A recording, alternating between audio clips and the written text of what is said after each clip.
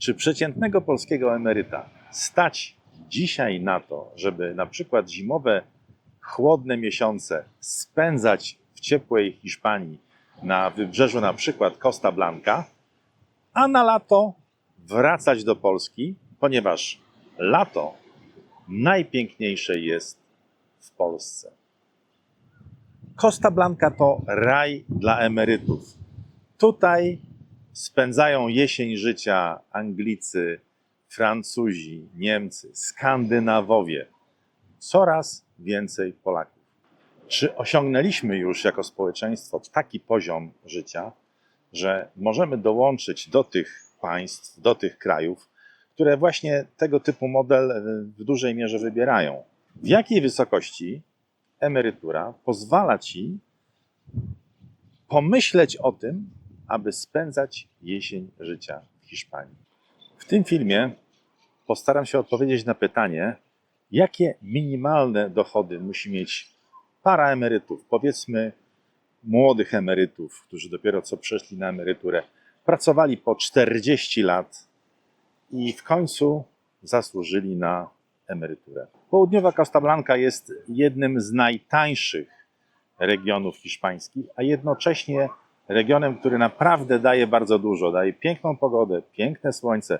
Tu jest ponad 300 dni słonecznych w roku. Temperatura wody w lecie to ponad 27 stopni. A w tej chwili, pod koniec października, ma około 22 stopni i można się w niej kąpać. Czy ten region w naturalny sposób może być destynacją dla polskiego emeryta? Ile taki emeryt musi mieć emerytury, na przykład małżeństwo, które już nie ma na utrzymaniu dzieci? Załóżmy, że jest to para, która nie ma na utrzymaniu dzieci, pracowała ponad 40 lat i teraz chciałaby spędzić czas przynajmniej tą zimną połowę roku w słonecznej Hiszpanii. Czy w ogóle istnieje taka opcja? Ile tej emerytury musimy tak naprawdę mieć i jakie koszty nas tu czekają? Jeżeli chcemy kupić jakąś nieruchomość, czy istnieje na przykład taka opcja, że sprzedamy nieruchomość w Polsce, a zachowamy sobie na przykład działkę, gdzie będziemy spędzać lato, a zimę, jesień, wiosnę będziemy spędzać tutaj, czy też mamy wystarczającą ilość środków, aby tutaj kupić nieruchomość? Tak naprawdę potrzebujemy około 100 000 euro.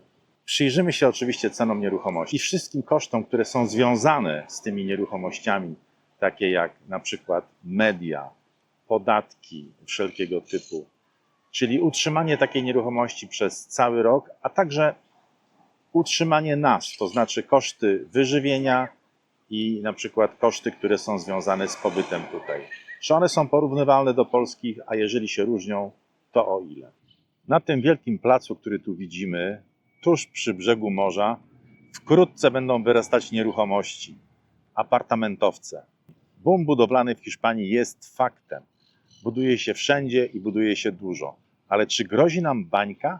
Czy jesteśmy w tym samym momencie, w którym byliśmy w 2008 roku? Wydaje się, że nie, dlatego że większość nieruchomości dzisiaj kupowanych jest za gotówkę. Ilość pompowanych kredytów, która natychmiast przenosi się na ceny nieruchomości, nie jest taka jak w 2008 roku. A co to mniej więcej znaczy tani kredyt, to też przekonaliśmy się w Polsce. Kiedy pojawił się kredyt 2%, ceny nieruchomości natychmiast poszły w górę. W tej chwili takiej sytuacji nie obserwujemy. Południowa Costa Blanca pozwala na to, abyśmy praktycznie cały rok spędzali na zewnątrz, na dworze. Plażowanie praktycznie cały rok.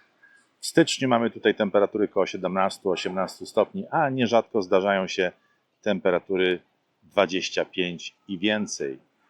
I kilka takich dni w styczniu czy w grudniu na pewno nas tu czeka.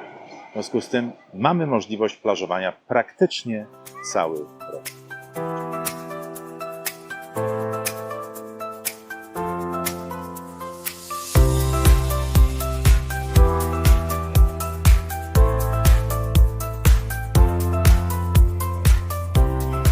Czy nasze emerytury na to pozwalają? Ile pieniędzy trzeba mieć? Ile po prostu trzeba tej emerytury mieć, żeby móc pozwolić sobie na przyjeżdżanie tutaj na zimę i spędzanie czasu na słońcu, na plaży, nie siedzenie w domu, nie oglądanie telewizji, ale aktywnie jeżdżenie na rowerze, chodzenie, nawet wspinaczka, zwiedzanie. Czy faktycznie jesteśmy już na tym etapie, żeby taki emeryt statystyczny mógł sobie na to pozwolić? Jaki dochód on musi mieć? Coraz bardziej powszechna staje się także opcja przyjazdu tutaj samochodem. Ja nakręciłem o tym film, jest w opisie. Link do tego filmu jest w opisie. Jak zaplanować, zabudżetować i wykonać trasę z Polski do Hiszpanii. Tutaj na przykład mamy samochód ze Szwecji. Naszą analizę zacznijmy od cen nieruchomości na rynku hiszpańskim, a dokładnie jest to południowa Costa Blanca, Orihuela Costa, czyli to jest wybrzeże na południe od Torrevieja. Można powiedzieć, że to jest takie zagłębie rezydencji. Jest tutaj naprawdę mnóstwo apartamentów, bungalowów, wszelkiego typu nieruchomości, które emeryci z całej Europy bardzo chętnie kupują. Zobaczmy, jak kształtowały się te ceny od roku 2000. To oczywiście te ceny cały czas rosły aż do roku 2008. Tutaj mamy akurat na wykresie szczyt w okolicach roku 2011-2012. Potem nastąpiło to pęknięcie, załamanie się, pęknięcie bańki i zauważmy, że od roku 2015 ceny sukcesywnie rosną.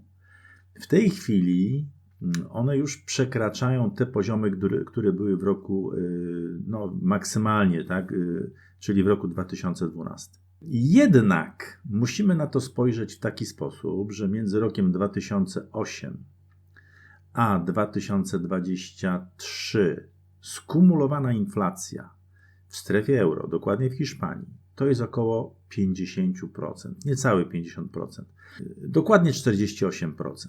A więc musimy tutaj te niecałe 50% do ceny z roku 2012 dodać i to nie będzie 2,5 tysiąca, tak jakbyśmy to widzieli w cenach dzisiejszych, tylko musimy dodać te niecałe 50%, liczmy 1200 euro, czyli to będzie 3700. A więc to będzie dużo więcej niż dzisiaj. Także tak jak widzimy, uwzględniając inflację, i trudno powiedzieć, że my jesteśmy w jakiejkolwiek bańce. Raczej te ceny będą sukcesywnie rosły, a nie malały. Czyli jeżeli chcemy kupić nieruchomość, to wydaje się, że dzisiaj, czy okres powiedzmy roku 2024-2025, to będzie dobry okres do zakupu nieruchomości. Te ceny w najbliższej przyszłości, czyli w przyszłości na pewno kilku lat nie spadną, chociaż oczywiście widzimy, że jest boom budowlany. Tylko że ten boom budowlany stara się zrównoważyć popyt.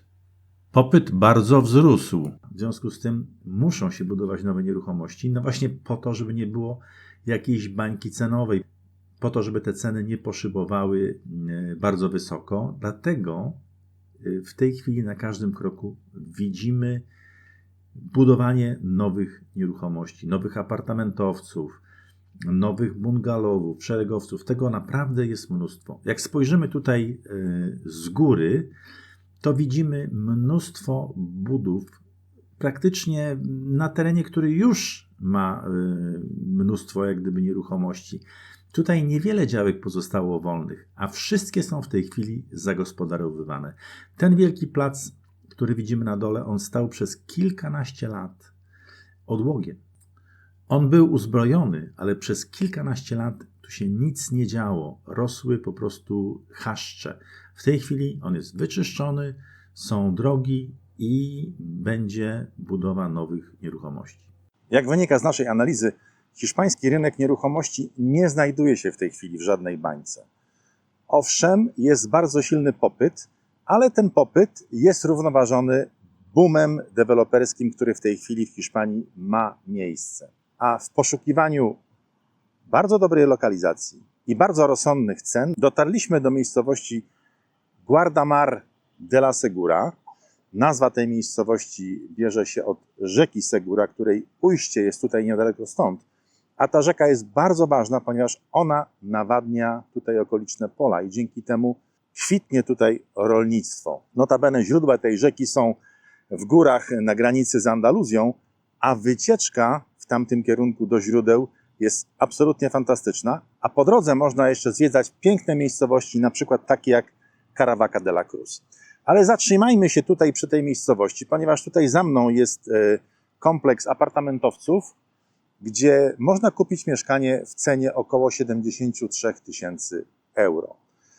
Do tego musimy doliczyć jakieś 15-16%, więc jeżeli mamy powiedzmy budżet 83 000 euro, to jesteśmy sobie w stanie takie mieszkanie kupić i opłacić wszelkiego typu podatki czy koszty notarialne. Koszty roczne utrzymania takiej nieruchomości to jest około 1500 euro, ale ponieważ nasz model będzie taki, że przez przynajmniej 3 miesiące w roku będziemy tą nieruchomość wynajmować, to tutaj można uzyskać ceny miejsca, oczywiście mówimy o miesiącach typowo letnich, czyli lipiec, czerwiec, lipiec, sierpień, to tutaj ceny za wynajem takiego mieszkania przez tydzień to jest około 500 euro, ale byśmy przyjęli znacznie mniejszą kwotę do naszego powiedzmy budżetu i do naszych wyliczeń. Niech to będzie 350 euro za tydzień i powiedzmy, że będziemy mieli 10 tygodni, przez 10 tygodni w roku wynajętą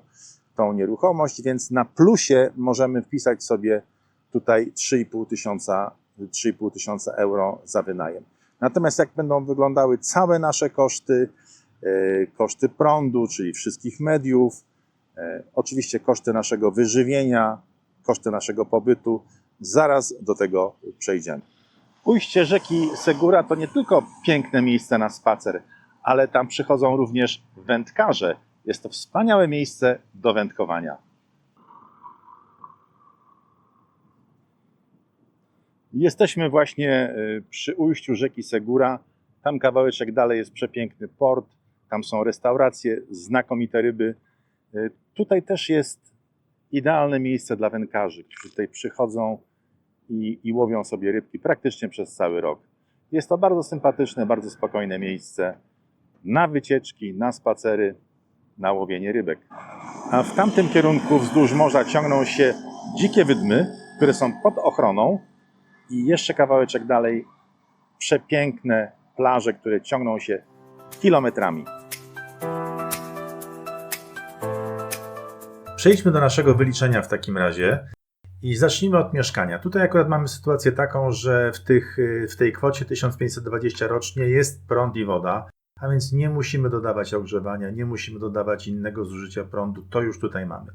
Dodajmy sobie podatek 150 euro, ubezpieczenie wiadomo musi być 300 euro, to też jest kwota, która w zupełności wystarczy nam na ubezpieczenie, a więc koszty mieszkania niecałe 2000 euro. Teraz jeżeli chodzi o zakupy, popatrzmy sobie jak wyglądają tutaj ceny. Bardzo szybciutko przejrzymy, one są wyższe niż ceny w Polsce. Średnio można powiedzieć, że to jest jakieś 30% więcej.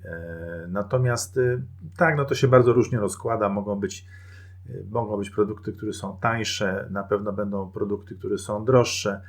Niektóre produkty są w bardzo podobnych cenach. Szynki, ryby. Wydaje się, że na przykład kurczak będzie w bardzo podobnej cenie. Środki chemiczne. Podstawowe zakupy spożywcze 90 euro miesięcznie, dodatkowe ryby, mięso, produkty białkowe 120. Warzywa, owoce, one tutaj też na targach są dosyć tanie, w związku z tym 90 spokojnie wystarczy. Wszystkie sprawy nabiałowe 30 euro.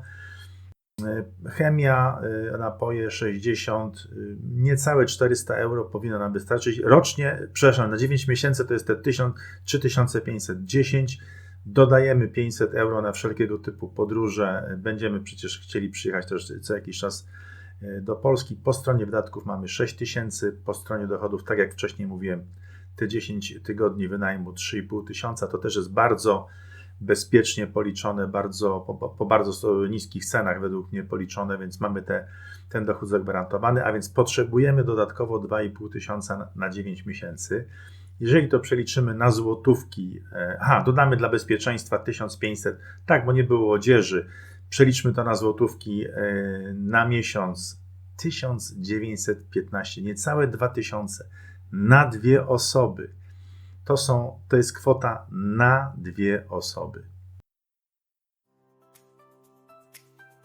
Na południowej Costa Blanca jest mnóstwo pięknych miejsc, ale muszę szczerze przyznać, że nie ma zbyt wielu miejsc, które się mogą równać atrakcyjnością właśnie z Guarda Mar de la Segura.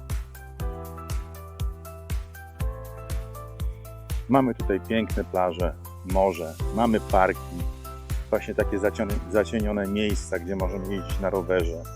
Mamy ujście rzeki Segura, gdzie możemy łowić ryby, spacerować. Naprawdę trudno przecenić atrakcyjność tego miejsca.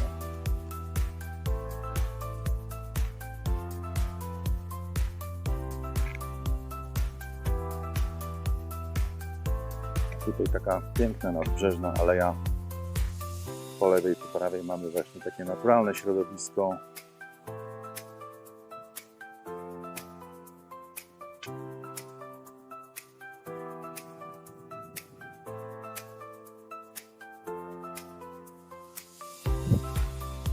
No jeżeli wolimy bardziej zacienione miejsca, też jest ich tutaj mnóstwo, a to się przydaje nawet w październiku.